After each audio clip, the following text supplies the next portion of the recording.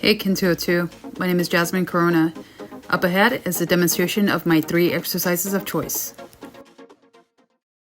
Up first is a dumbbell bench press. While doing a bench press, various muscles throughout the upper body are utilized. The main ones would be pectoralis major and minor, the anterior delts, and triceps. For the setup, we want to place each dumbbell on top of our knees while sitting to be able to kick them back as we lay flat. Before pressing, we form a natural arch in our lower back to secure the shoulders on the bench.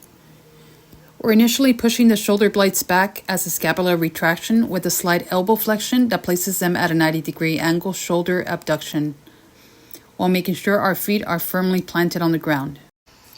While pushing up, we brace the core, drive with the legs, and press up. Once the arms are extended, try to keep the dumbbells with about a 3-inch gap to squeeze the pecs. In the eccentric phase, or the lowering phase, we're keeping the alignment until the dumbbells reach down to the side of the chest. The exercise is repeated without flaring the elbows or sacrificing your shoulders by rolling them forward or coming down too low. Better body composition is one of the many benefits of a bench press, which is why I would encourage women to do this type of upper body compound without the fear of losing their breast size, as this is a myth. It burns more calories, being that it's a strenuous compound, and improves your overall strength. Second is a bent over dumbbell row.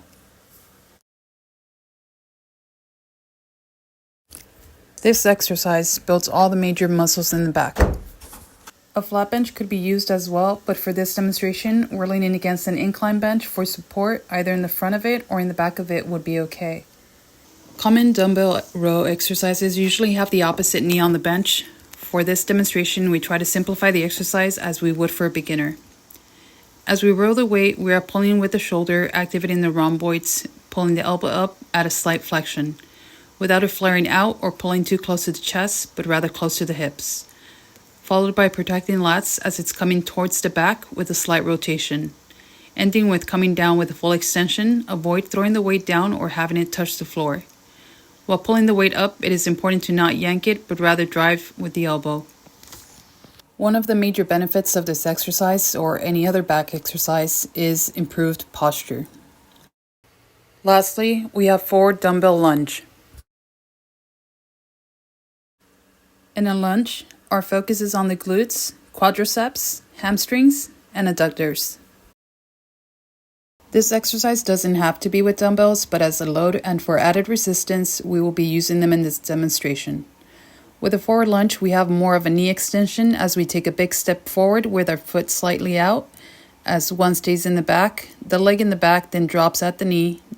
Do a short pause as you use your front leg to drive you up, activating the quadriceps while stepping forward, bringing the feet together, then alternating with the other leg, repeating the movement.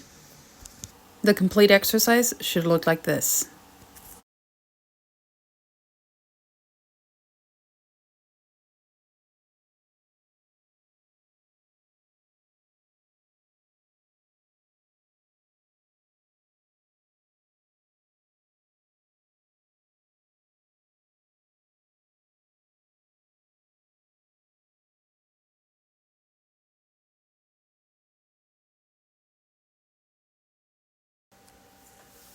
It is important to have an appropriate distance between both feet, not coming too close or too far apart.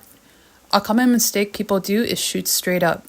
This could damage your back if it's not aligned in proper form. To alleviate, have a neutral spine while bracing the core as you're doing the movement within a 3-second tempo.